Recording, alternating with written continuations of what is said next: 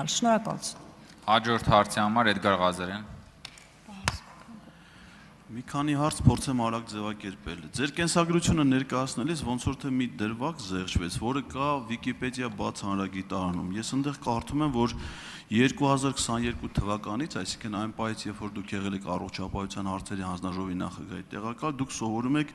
Երևանի պետական բժշկական համալսարանի կլինիկական օրդինատուրայում։ Ես խնդրում եմ ասեք, դուք հիմա ուսանող եք, թե չէ, իսկապես այդ տեղեկությունը ճիշտ է, թե չէ։ Երկրորդը, ես հիշում եմ, որ 2020 թվականի 44-օրյա պատերազմի ժամանակ դուք այցելել եք Արցախ։ Ամենայն հավանական, չնայած որ երկրում հայտարարված է ռազմական դրություն եւ դուք ազգային ժողովի падգամավոր եք եւ ըստ իրավական ռեժիմի պետք է չլքեիք Երևանը, որովհետեւ ցանկացած պահի կարող էր ազգային ժողով այլ որոշումներ կայացնել, բայց հավանաբար հայրենասիրական մեծ մղումներն էր ձեր տարել Արցախ հայրենիքը պաշտպանելու։ Հիմա երբ դուք ասում եք, որ արդեն խաղաղություն է հաստատվել, մտադիր եք խաղաղության պայմաններում նույնպես առաջիկայում այցելել Ստեփանակերտ։ Եվ երրորդ հարցը, որպես առողջապահության հարցերի հանձնաժողովի նախագահի երկարամյա տեղակալ, ինչպես եք իրականացրել խորհրդարանական վերահսկողությունը գործադիր իշխանությունում, նկատմամբ մասնավորապես Մարտունի բժշկական կենտրոնում այդ կենտրոնի կառուցման, այնուհետև կառուցվելուց կարճ ժամանակ հետո փակվելու, դրանից հետո ես հիշում եմ, որ կարծես թե առողջապահության փոխնախարարը պաշտոնանկարվեց, ոնց որ թե կապված էր այդ թեմայի հետ։ Այդ դուք ինչպես եք իրականացրել վերահսկողություն, ինչպես Մարտունի, այնպես էլ մյուս առողջապահական օբյեկտների կառուցման, դրանց որակի եւ այլնի վերաբերյալ։ Շնորհակալ եմ։ Շնորհակալ եմ, անկեղծ ասած չեմ նայել եւ չգիտեմ ինչ է գրված Վիկիպեդիայում, ես դրանով չեմ զբաղվում, ես ավարտել եմ Մխիթար Հերացու անվան պետական բժշկական համալսարանի բուժ հաստատությունների կառավարում MBA, Executive MBA մագիստրոսական ծրագիրը։ Օրդինատուրայում ես չեմ սովորել, որովհետեւ ես չունեմ բժշկական կրթություն ցավոք։ Սիրով կունենայի եւ կավարտեի օրդինատուրա, բայց դրա հնարավորությունը չեմ ունեցել։ Սա բուժ հաստատությունների կառավարում է, որտեղ բազային բժշկական կրթության կարիք չկա, բայց ոլորտում աշխատելու համար այն անհրաժեշտ է։ Սա է հարցով։ Ինչ վերաբերում է 2020 թվականին Արցախ մեկնելու համար, այսպես անցնելով ձեր հեգնանքի եւ քամահրանքի վրայով, այդ պահին ինձ չի հետաքրքրել ռազմական դրությունը թե ոչ։ Այո, այս հարցում իհարկե հեգնում էիք, բայց հայրենասիրական մղումներով, որովհետև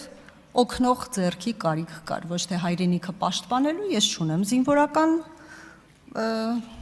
կրթություն կամ չեմ կարող զենք բռնել եւ կրակել, բայց գոնե կերակուր, սնունդ կամ ջուր կարող է ինչ-որ տեղեր հասցնել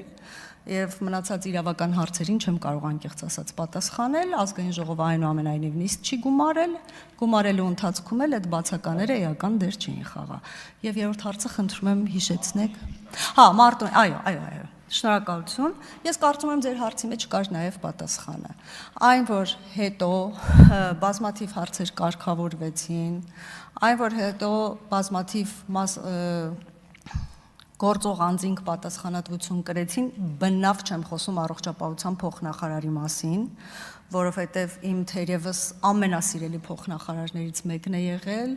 ամենակիրթ, բարեկիրթ, ամենաարագ արձագանքող փոխնախարարը, որը շարունակում է մնալ իմ ընկերը եւ հրաշալի մասնագետ էր, ես կադրային քաղաքականության վերաբերյալ որևէ բան չեմ կարող ասել առողջապահության նախարարության, բայց այն որ բազմաթիվ հարցեր շտկվեցին, կարծում եմ, որ այդտեղ մեծ ներդրում ունի նաեւ խորհրդարանական վերահսկողությունը։ Արձագանք։ Ես ճիշտ ասած չհասկացա, թե դուք ինչի մտածեցիք, որ ձեր հայրենասիրական մղումների մասին իմ պատկերացումները պետքա հեգնանքի տիրույթում ընկալվի, բայց եթե դուք ասեցիք, որ թողնելով падգամավորական ձեր ֆունկցիաները ռազմական դրության պայմաններում գնացել եք Արցախ, առաջնագծին ոնց որ հասկացա սննդամթերք եւ այլ դեղորայք եւ այլ մատակարարումներ իրականացնելու համար,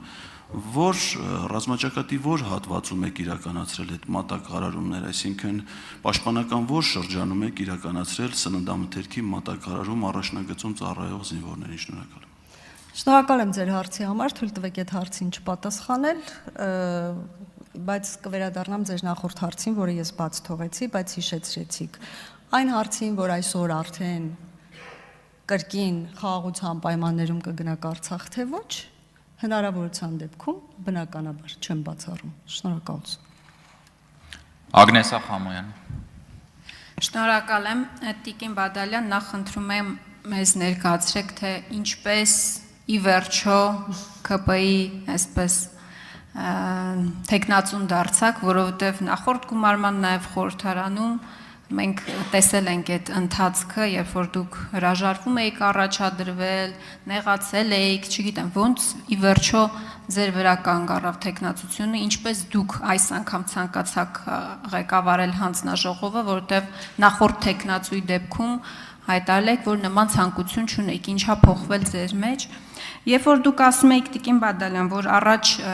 մարդիկ իրենց անշարժ գույքն էին վաճառում առողջական հարցեր լուծելու համար, ես դες պետք է հիասթափեցնեմ եւ այսօր էլ կան մարդիկ, ովքեր իրենց անշարժ գույքը վաճառում են առողջական հարցեր լուծելու համար։ Առնվազն մեկ ընտանիքի ես ճանաչում եմ եւ այդ հիվանդությունը կապված է չարորակ նոյագոյացության հետ եւ անկեղծ ասած զարմացա, երբ որ դուք գոհունակության պարզանագրում եք եւ ձեր խոսքից տպավորություն էր ստեղծվում, որ խնդիրը ըստ էության լուծված է չարորակ նոյագոյացություններ ունեցող հիվանդների պարագայում, այդպես չի։ Այդպես չի անգամ, երբ որ առողջապահության պարտադիր ապահովագրությունն է ներդրվել, որովհետև այո, մի քանի 100,000 դրամով գումարը ավելացել է, բայց դա հարցի լուծում չի։ Ես ձեզ վստահեցնում եմ, որ դա հարցի լուծում չի, եւ մարդիկ իսկապես իրենց ունեցվածքը վաճառում են Հայաստանում կամ հաճախ Հայաստանի սահմաններից դուրս այդ հարցերը լուծելու համար։ Առհասարակ դուք ինչպես եք տեսնում այս հարցի լուծումը, որովհետև տարեց տարի ավելանում է քաղցկեղով հիվանդ քաղաքացիների թիվը հանրապետությունում։ Ես այստեղ քանի որ ժամանակը սպառվեց նաև դեղերի հետ կապված հարց ունեի, միևնույն է, որքան էլ գրանցման խնդիրները ըստ էության այսպես ավելի ընթացակարգերը հեշտացվել է եւ այլն, միևնույն է այդ խնդիրն էլ չի լուծում, լավ արձագանքի ժամանակ մյուս հարցերը կգան։ Շնորհակալություն Տիկին Խամոյան, ինչ վերաբերում է իմ տեխնացության առաջադրմանը կամ չառաջադրմանը, բազմիցս մեկնաբանել եմ, բայց էլի շատ անկեղծ մեկնաբանեմ։ Ես միշտ ասել եմ, եթե քաղաքացիական պայմանագիր խմբակցությունում կա որևէ բուժ աշխատող, անկախ նրանից ավագ, թե միջին, թե կրտսեր բուժ աշխատող, ապա ես չեմ տեսնում նպատակահարմար չեմ գտնում առաջադրվելու։ Այս անգամ հաշվի առնելով ուղղակի այս երկու գումարումներով իմ փորձը առողջապահության հանձնաժողովում եւ միևնույն ժամանակ բազմաթիվ կիսատ թողած նախագծեր եւ ընդհանուր առմամբ կարծում եմ դուք եք հասկանում ինչպես է ընթանում Պահության հանձնաժողովում հարցերը ընդհանուր առմամբ եւ խորհրդարանական հատվածը առողջապահության ոլորտի կարծել եմ, որ ճիշտ կլինի առաջադրվել եւ քաղաքացիական պայմանագիր կուսակցությունը սատարել է այս իմաստով։ Այս հարցը այսպես։ Ինչ վերաբերում է չարորակ նորագոյացություններին, ցավում եմ, որ իմ խոսքից այնպես ստացվեց, որ ամբողջությամբ հարցը լուծված է։ Իհարկե, կան հիվանդություններ, որոնք Հայաստանի Հանրապետությունում դեռևս հնարավոր չի լինում բուժել եւ մարդիկ պիտի մեկնեն արտերկրիր։ Ինչ վերաբերում է Հայաստանում բուժվելու համար կարող են անշարժ գույք ծառայել, որպեսզի Հայաստանում այդ բուժումը իրականացնեն, այստեղ ես խնդիր եմ տեսնում եւ եթե կա մասնավոր դեպք եկեք քննարկենք,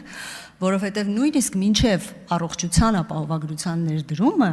այնուամենայնիվ պետությունը սկսեց փոխհատուցել չարորակ նորագոյացությունների վիրահատությունը բոլոր դեպքերում։ Սկզբում մի քիչ դժվարություններ կար ֆինանսներ հատկացնելու, քիմիոթերապևտիկ, որոնք ավելի թանկարժեք են, քան վիրահատությունը, դեղորայք հատկացնելու եւ փոխհատուցելու իմաստով։ Այսօր այդ ծավալն էլ ենք մեծացրել, բայց այնուամենայնիվ չենք հասցրել իր մաքսիմումին։ Եվ բացի չարորակ նորագոյացություններից էլի կան կյանքի համար վտանգավոր, կյանքի հետ անհամատեղելի հիվանդություններ, որոնց բուժմանը համակարգը ձգտում է, թե իր գիտելիքներով, մարդկային ներուժի պլանավորմամբ, կրթությամբ եւ այլն, բայց դեռ ճանապարհ ունենք մենք անցնելու, այն դեպքում, երբ որ մի շարք երկրներում առաջատար դրանք բուժվում են եւ այս իմաստով, եթե առողջապահության նախարարությունը որոշակի օգնություն կարողանում է ցույց տալ, բայց սա չի լինում այդ ամբողջ բուժման կեսը կամ ամբողջական գումարը, որոշ օգնություն, իհարկե դա հնարավոր է լինում կազմակերպել, բայց ցավում եմ դեռևս կան հիվանդություններ, որոնք շատ թանկարժեք են եւ որոնց բուժմանը, լիակատար բուժմանը մենք հասնելու համար անցնելիք ճանապարհ ունենք։ Արձագանք։ Տիկին Բադալյան, Հայաստանում ամբողջությամբ անգամ քիմիոթերապիայի ծախսը չի փակվում, այս անգամ ավելացումով։ Ես ձեզ մի քանի թիվ եմ ուզում ասել։ Հայաստանում ամեն 43-րդ մարդ քաղցկեղ ունի։ Երևանում ամեն 35-րդ քաղաքացի։ Անկախացումից ի վեր 3 անգամ աճել է քաղցկեղով հիվանդների թիվը։ Ես ձեզ առաջարկում եմ միասին մի օր գնանք Յոլյանի օրինաբանական ինստիտուտ եւ այնտեղ դուք կտեսնեք բազմաթիվ մարդիկ, ովքեր այդ խնդրի առջև են կանգնած։ Միայն Հայաստանի սահմաններից դուրս բուժում իրականացնելու մասին չի խոսք։ Ես նորից եմ ասում, խոսքը քիմիոթերապևտիկ նյութերի փոխհատուցման ծավալների մասին է գնում։ Այսինքն անգամ դա հնարավոր չի լինում ամբողջությամբ իրականացնել։ Դուք նաև ցրված սկլերոզի թանկարժեք դեղահաբի մասին խոսեցիք, այո, դա այդպես է, բայց մեր քաղաքացիները մի հատ ուրիշ խնդիր ունեն։ Այդ ծանր հիվանդությունները շալակած անընդհատ քաշքշուքի մեջ են ընկնում, թղթաբանության մեջ են, պոլիկլինիկայի հերթերի մասին էլ չեմ խոսում, բազմաթիվ անգամ դրանց մասին, բազմիցս դրանց մասին խոսել ենք, այսինքն մարդը հիվանդ է, բայց միևնույն է պետք է այդ ամբողջ պրոտոկոլը թղթաբանությունն եւ այլն դա ինչպես եք պատկերացնում, որ հնարավոր լինի լուծել։ Էլի մի քիչ դժվարանում եմ պատկերացնել, որովհետև նման խնդիր պիտի չլինի, որովհետև ապահովագրության համակարգը ինչպես է գործում ընդհանուր առմամբ, դու այցելում ես տեղամասային թերապևտին կամ ընտանեկան բժշկին եւ հիվանդության արդեն դիագնոզի դեպքում, որը որ արմետ համակարգում գրանցվում է, այլևս որևէ բյուրոկրատիայի կարիք պիտի որ չլինի։ Ես կարծում եմ, որ այստեղ մասնավոր դեպքեր կան, որոնք մենք պիտի քննարկենք, եւ եթե խախտումներ են եղել ընթացակարգերի, մենք պիտի դրանով անպայման զբաղվենք եւ հուսով եմ կքննարկենք ու դուք կասեք ինչպես է ստացվել, այսինքն բուժող բժիշկը որտեղ է թերացել, որ չի կարողացել այդ ամբողջ ընթացակարգերում օգնել, որպեսզի քաղաքացին արագ անցնի։ Եվ իհարկե այս քաղցկեղի ահագնացող տարածումը եւ ելի եմ կրկնում քիմիոթերապևտիկ բոլոր դեղերը չեն, որ փոխհատուցվում են, բայց դրա վրա աշխատանք կատարվում է, բայց օգտվելով առիթից ուզում եմ ասել, որ մենք երկար քննարկումների արդյունքում դրա լուծումներ ենք հնարավոր գտել։ Մենք շատ երկար քննարկում էինք ապահովագրության համակարգի ներդրումից անմիջապես հետո արդյոք պարտադիր դարձնենք սկրինինգները, ներողություն 10 վայրկյան, սա շատ կարևոր է։ Պարտադիր դարձնենք թե ոչ, բայց առաջիկա 1 տարվա ընթացքում պարտադիր պիտի լինեն այդ սկրինինգները, այսինքն կանխարգելման վրա մենք շատ ավելի մեծ ջանք պիտի գործադրենք, որպեսզի կանխարգելենք քաղցկեղը, հիվանդության կանխարգելումը շատ ավելի հեշտ է, քան դրա բուժումը եւ դրա համար բավականին շատ մեթոդներ արդեն կիրառելու ենք։ Շնորհակալություն։ Ընդմիջում 30 րոպե։